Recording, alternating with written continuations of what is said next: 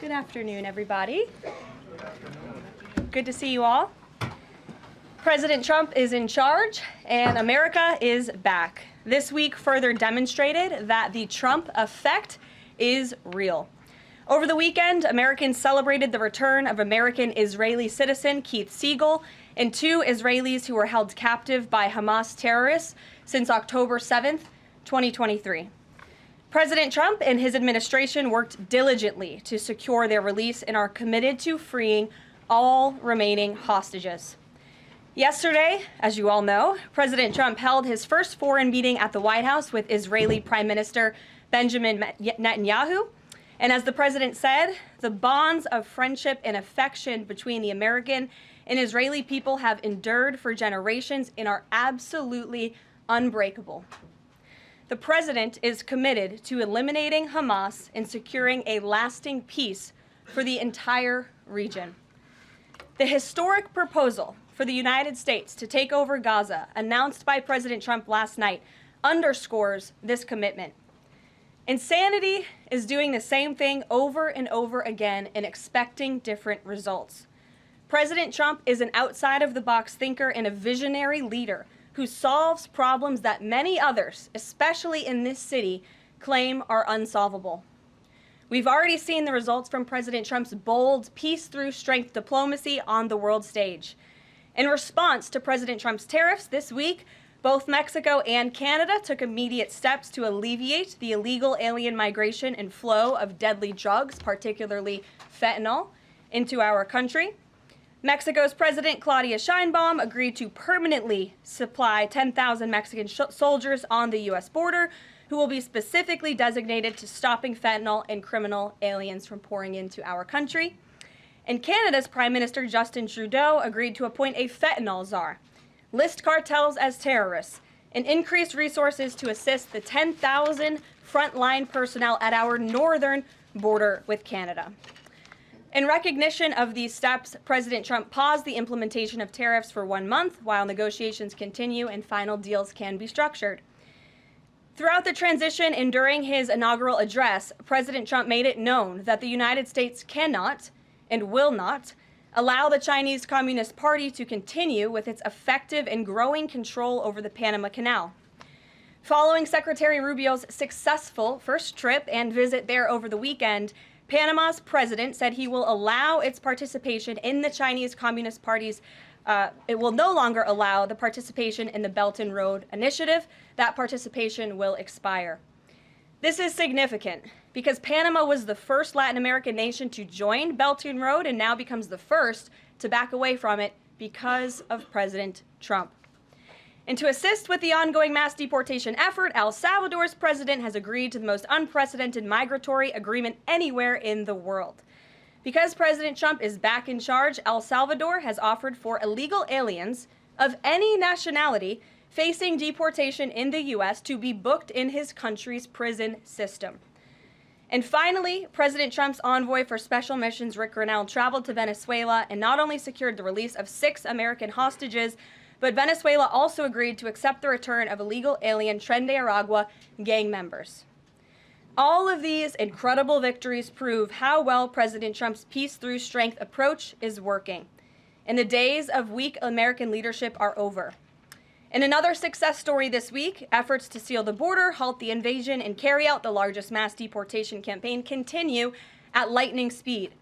Customs and Border Protection has approximately 79 miles of new border wall projects already underway in various stages of construction and planning. The first flights arrived to Guantanamo Bay yesterday afternoon out of El Paso. And who were some of the passengers aboard, you may ask? There were 10 members of the transnational gang Tren de Aragua on this flight. And overall, our heroic ICE agents continue to prioritize the removal of violent, criminal, illegal aliens in communities across the country. On February 3rd, ICE Dallas arrested a citizen of Nicaragua who has been convicted of sexual assault, strong arm, and lewd acts with a minor and sentenced to 15 years in prison. ICE Los Angeles arrested a Mexican citizen who has been convicted of lewd acts with a minor and sentenced to 364 days.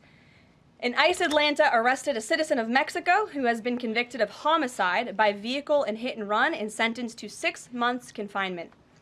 And ICE New York arrested a Venezuelan national and known TDA gang member who has a prior criminal conviction for assault in the 3rd degree causing physical injury.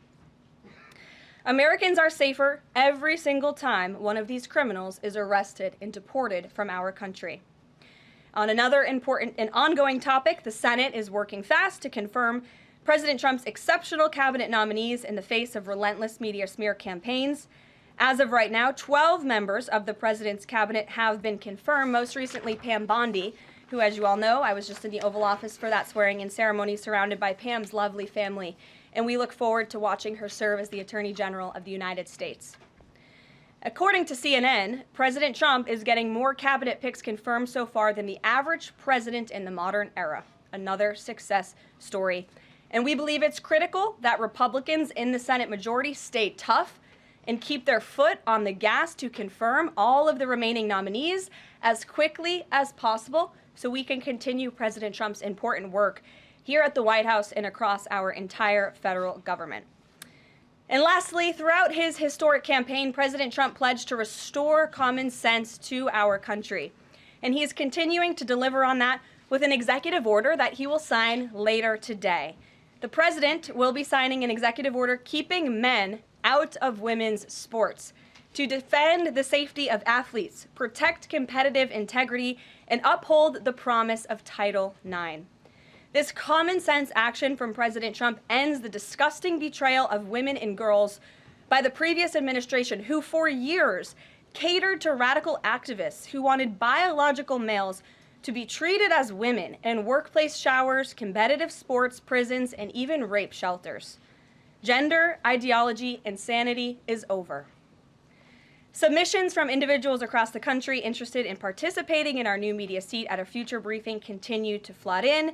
We are at more than 12,000 and counting. If you're watching right now and are interested, you can continue to apply on our new media website, whitehouse.gov/newmedia. And in the seat today, we have a longtime national television broadcaster. I'm sure many of you recognized her when she came in, Sage Steele, who is now the host of an incredibly successful podcast, The Sage Steele Show, on YouTube and all podcast platforms. And previously, Sage was a fixture at ESPN from 2007 to 2023, primarily hosting SportsCenter, which we all know well, before leaving the company to exercise her First Amendment rights more freely. We are honored to welcome her to the briefing room today. She will be joining the president at the big EO signing later this afternoon. I know many of you will be there as well. So Sage, why don't you kick us off on this very exciting day for women and girls across the country. Thank you for joining us. It is exciting, and Karoline, thank you for welcoming people like me with a little bit of a different perspective, different background in this seat. It really does mean a lot. Thank you. Obviously, the House already passed the Protection of Women and Girls in Sports Act, which was a really big step for women and girls. So far, the Senate, as we know, has not brought it up to vote. We all know executive orders can be overturned, so I'm wondering how important it is to the president to get Congress to bring this, to pass legislation. So there are no instances like the past administration that really tried to destroy Title IX. It's incredibly important that Congress immediately acts on this priority. I think the president is really setting the tone, making this a very immediate priority for this administration, just as he promised to do on the campaign trail. And I'd like to get into the executive order a little bit because it is the news of the day here at the White House, and talk about what this executive action will actually do. So the executive order that the president will be signing later this afternoon, as I said, upholds the promise of Title IX. It also will require the DOJ to abide by the nationwide previous administration's illegal Title IX rewrite that would have dissolved single-sex spaces and opportunities. It also requires immediate action, including enforcement actions against schools and athletic associations comprised of schools that deny women single-sex sports in single-sex locker rooms. The executive order also calls for the convening of private sporting bodies in the White House. We want them to come to this campus so the president can hear in person the stories of female athletes who have suffered lifelong injuries, who have been silenced and forced to shower with men and compete with men on athletic fields across the country. Many of those women will be at the White House today. I encourage all of you in the media to actually talk to them, to hear their stories. And I would also just add one more thing. This is a wildly popular position with the American people. In fact, there was a new poll recently that showed the overwhelming majority of Democrats also support keeping biological men out of women's sports. And so I know the president is very excited about the bill signing that will take place at 3 o'clock this afternoon. You will hear from him more on that later, and we look forward to seeing you there, Sage. So thank you very, very much. Garrett, great to see you here today. Thank you. On Gaza, the president has spent basically his entire public career criticizing foreign entanglements, nation building, sending American troops to fight abroad, particularly in the Middle East.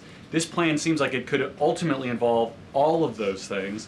Can you explain this reversal and how building and owning Gaza squares with America First foreign policy? I would reject the premise of your question that this forces the United States to be entangled in conflicts abroad. The president has not committed to putting boots on the ground in Gaza. He has also said that the United States is not going to pay for the rebuilding of Gaza.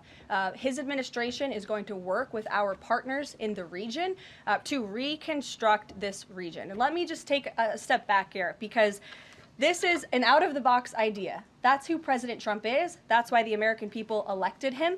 And his goal is lasting peace in the Middle East for all people in the region. And as I said in my opening remarks, we've had the same people pushing the same solutions to this problem for decades. And it's been made very clear to the president that the United States needs to be involved in this rebuilding effort to ensure stability in the region for all people. But that does not mean boots on the ground in Gaza. It does not mean American taxpayers will be funding this effort. It means Donald Trump, who is the best deal maker on the planet, is going to strike a deal with our partners in the region. He did not rule out American troops in Gaza last night. Are you doing that now? I am saying that the president has not committed to that just yet. He has not made that commitment, and you know that. And on the foreign partners, the Jordanians, the Egyptians, the Saudis have already panned this plan. What foreign partners, if any, have expressed any interest in being part of it? Well, the president has said he's been socialing this idea for quite some time. He's been thinking about this. He said in his remarks last night, this was not a decision or an announcement that he takes lightly. And the president has already spoken to the President al-Sisi. In fact, that was his first foreign leader call. He's meeting with the King of Jordan, King Abdullah, next week. He spoke with the King of Bahrain. He spoke with the Crown Prince of Saudi Arabia. And he has made it very clear, he's been very vocal, that he expects our partners in the region, particularly Egypt and Jordan, to accept Palestinian refugees temporarily so that we can rebuild their home. I'd like to show you some images of Gaza that were taken. Fox News aired this. I mean, that is, as they put it, in an apocalyptic scene in Gaza. This is an uninhabitable place for human beings. Do you really think that families can live their dream in a region that looks like this, with no running water, no electricity? And the special envoy to the president, Steve Witkoff, recently traveled to Gaza, as you all know. And he came back with images that he showed the president of the dire situation here. And the president made this decision with a humanitarian heart for all people in the region. Peter. Thank you, Caroline. Are any officials here preparing to fight Democratic lawmakers in the streets? Absolutely not.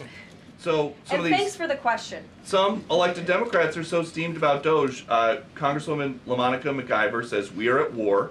Ilhan Omar says we might actually see somebody get killed. And Chris Van Hollen says we have to fight this in the Congress. We have to fight this in the streets. So what now? And may I just point out, if you heard that type of violent, enticing rhetoric from our side of the aisle, from Republican leaders on Capitol Hill, I think there would be a lot more outrage in this room today. It's unacceptable, the comments that have been made by these Democrat leaders, and frankly, they don't even know what they're talking about. Because President Trump was elected with a mandate from the American people to make this government more efficient. He campaigned across this country with Elon Musk, vowing that Elon was going to head up the Department of Government Efficiency, and the two of them, with a great team around them, were going to look at the receipts of this federal government and ensure it's accountable to American taxpayers. That's all that is happening here. And for Democrat officials to incite violence and encourage Americans to take to the streets is incredibly alarming, and they should be held accountable for that rhetoric. It sounds like something that they're most concerned about is Doge engineers with access to Treasury systems. Can you clarify, do the Doge engineers have read-only access Yes. in these systems, so they are not allowed to write new code? No. They are not, okay. No. And then one more thing. NBC is reporting that some of the illegal immigrants that we've seen rounded up and arrested are not being deported. They're being released with ankle or wrist monitoring devices, or they have to check in on the phone. So is the administration arresting more people than you have room for?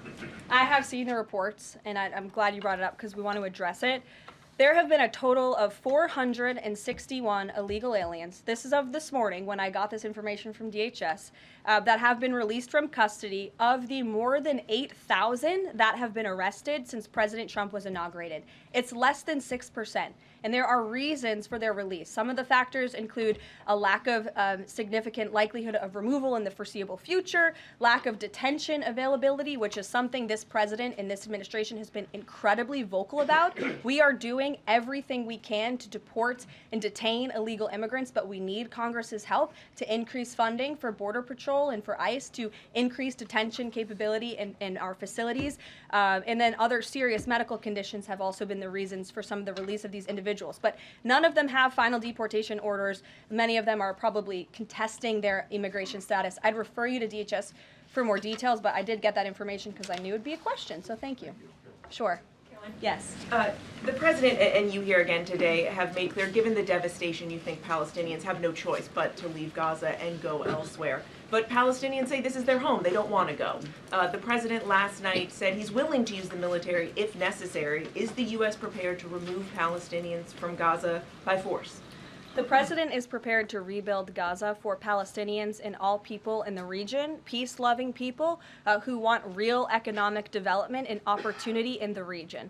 This is a region that has been controlled by Iranian-backed terrorists, Hamas, who have brutalized not just Israelis but Palestinians too. It is because of Hamas that you see those images on that screen, that Gaza has become a demolition site because Hamas launched that brutal attack on Israel on October the 7th. And so again, I would stress, President Trump wants to ensure that this can be a place where all people can live in peace. He is a peacemaker in chief. He made that very clear in his first term. And as for how that will be accomplished, the president and his team are talking with our allies in the region to consider next steps. But should the American people be prepared to see U.S. military on the ground fighting a ground war against Hamas? Again, the president has not committed to U.S. troops in the region. But it is an option. I have said that the president has not committed to that yet. Sure. If I could just follow up on that, though, why not rule out the idea of committing U.S. troops? This has been a long-standing argument that the president has made really over the last decade or so, talking about endless wars and not something the U.S. wants. Why not rule out troops? Because I think the president is very good when he's making deals and negotiating not to rule out anything because he wants to preserve that leverage in negotiations. And so I think that's what he's doing here. Mary. Follow up on that, though. He also said that everyone loves this plan. He said that in the Oval Office this morning. Sure. In fact, the Deputy Prime Minister of Jordan called it a declaration of war on the Arab people. So how does he square the fact that even some Republicans on the Hill are objecting to this or questioning this? How does he square the fact saying everyone loves this plan? Well, King Abdullah of Jordan will be here next week, so I can provide you more context on the conversations he will have directly with the President of the United States after that meeting. And I would just point out that there's been a lot of leaders and officials all around the world who have doubted, I suppose, the deal-making ability of President Trump. You heard the Panama leader saying that he would not agree to some of the concessions that he has now made because of Secretary Rubio's visit. You had the Colombian president saying he wouldn't accept flights of Colombian illegal nationals who have entered into our country illegally, and those flights are underway. So actions speak louder than words. Dasha.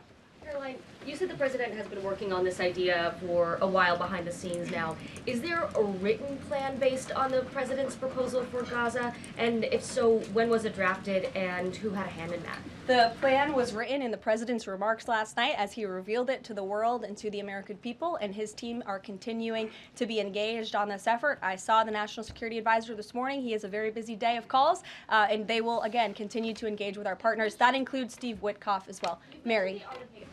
Two questions for you on the news of the day. So how is today's executive order going to impact the 2028 Summer Olympics in Los Angeles?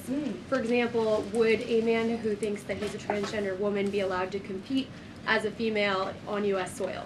It's a very good question, and the president has actually mentioned this, that he does expect the Olympic Committee and the NCAA to no longer allow men to compete in women's sports. And I think the president, with the signing of his pen, starts a very public pressure campaign on these organizations to do the right thing for women and for girls across the country. Again, this is an incredibly popular position. There have been many notable female athletes who have had the courage to speak out against some very powerful institutions in this country. They deserve to have a voice and a say. The president is bringing their voice to the highest level at the White House this afternoon, and he expects these organizations to comply with this federal executive order that he'll be signing today. Thank you. And one more on media coverage of this executive order and the topic in general. What's the White House's view of framing that calls men transgender females or similar rhetoric coming from organizations like the ACLU and GLAAD? Well, it's been very clear. The policy of this administration is that there are only two sexes, male and female. Pretty simple. Brian Glenn. Yes. USAID has gotten a lot of attention in the last couple of days with some of these bizarre things that we've been, taxpayers have been funding. Now it looks like there are a couple media outlets that have been dragged into this conversation as far as USAID funding as well. Does the president have any comment on that? So upon coming out here to the briefing room, I was made aware of the funding from USAID to media outlets, including Politico, who I know has a seat in this room. And I can confirm that the more than $8 million taxpayer dollars that have gone to essentially subsidizing subscriptions to Politico on the American taxpayers' dime will no longer be happening.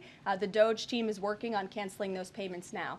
Again, this is a whole of government effort to ensure that we are going line by line when it comes to the federal government's books. And this president and his team are making decisions across the board on, do these receipts serve the interests of the American people? Is this a good use of the American taxpayers' money? If it is not, that funding will no longer be sent abroad, and American taxpayers will see significant savings because of that effort.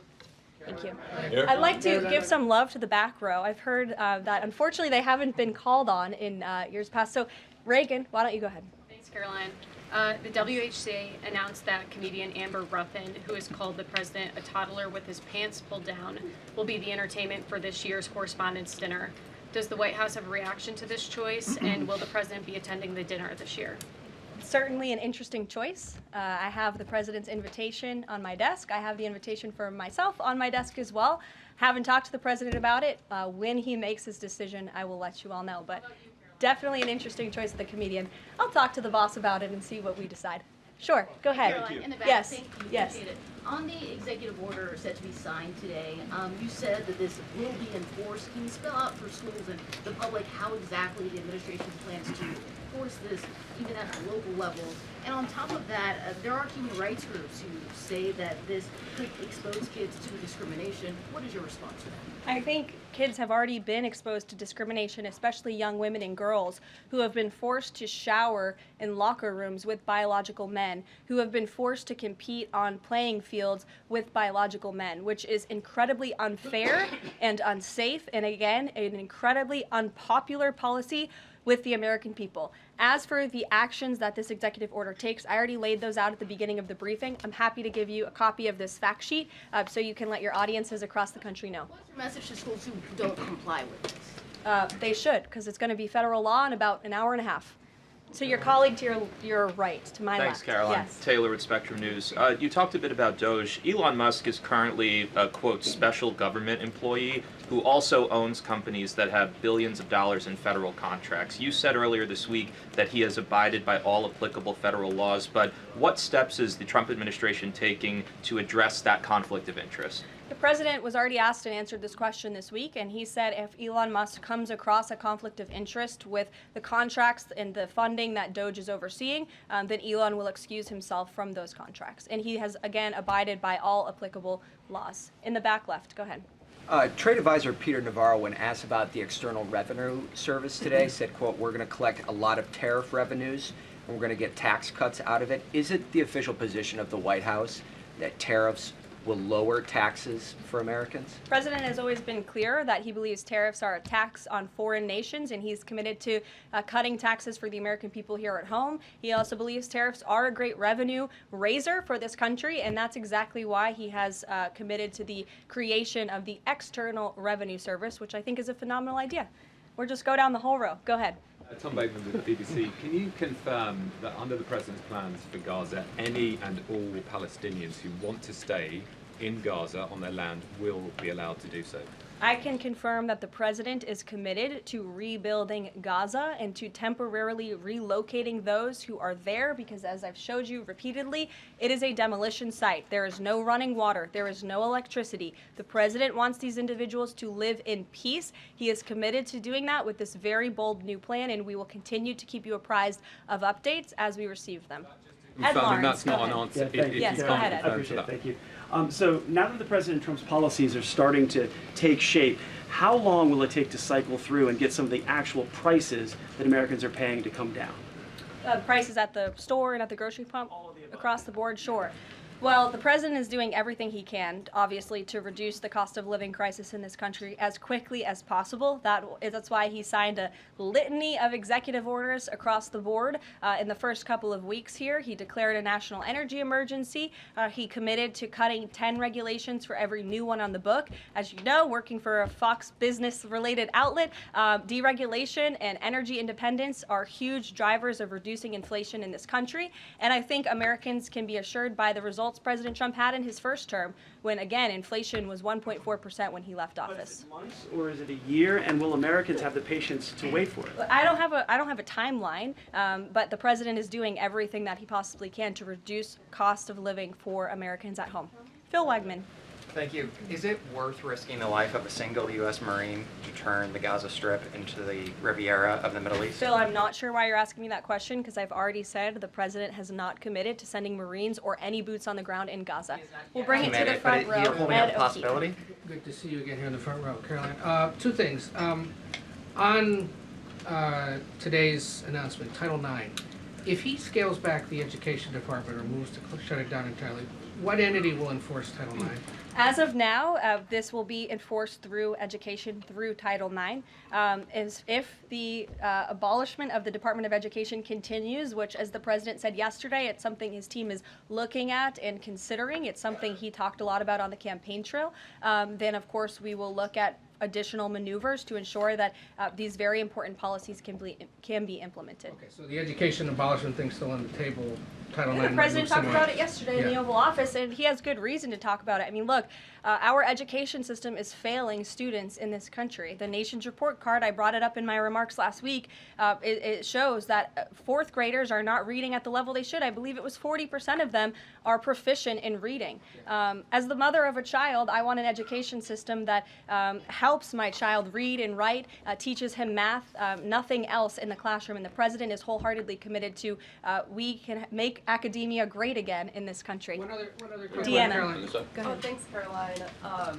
Does the president, is he looking at offering anything to these Arab countries that take in Palestinians? Is he willing to give them anything in return? And secondly, when the president announced his taking over Gaza policy yesterday, was Netanyahu aware of this? And what was his reaction when Trump presented that idea to him? I won't get ahead of the president's discussions or negotiations on your first question about what would be offered. I think the president's made it clear that he expects these nations in the region to step up and to accept Palestinian refugees who will be temporarily relocated for the rebuilding of Gaza. As for whether Prime Minister Netanyahu was aware before the president's remarks, he was indeed. I wasn't present for that reaction. But again, this is something the president has been socializing and thinking about for quite some time. Nick, good to see you. Oh, Jordan. Jordan, sorry. Thank you, Caroline. So Secretary Hegseth announced yesterday that Army recruiting levels have reached 12-year highs in December, 15-year highs in January. What is making young people want to serve the military under the Trump administration, and how does that contrast to Biden's failure consistently to meet recruiting average? Yeah. Does President Trump's anti-DEI agenda play a role in this? Well, first of all, the recruitment level for all branches of our military are at crisis levels, and it serves as a national security risk that our military branches are not fully staffed to where they need to be.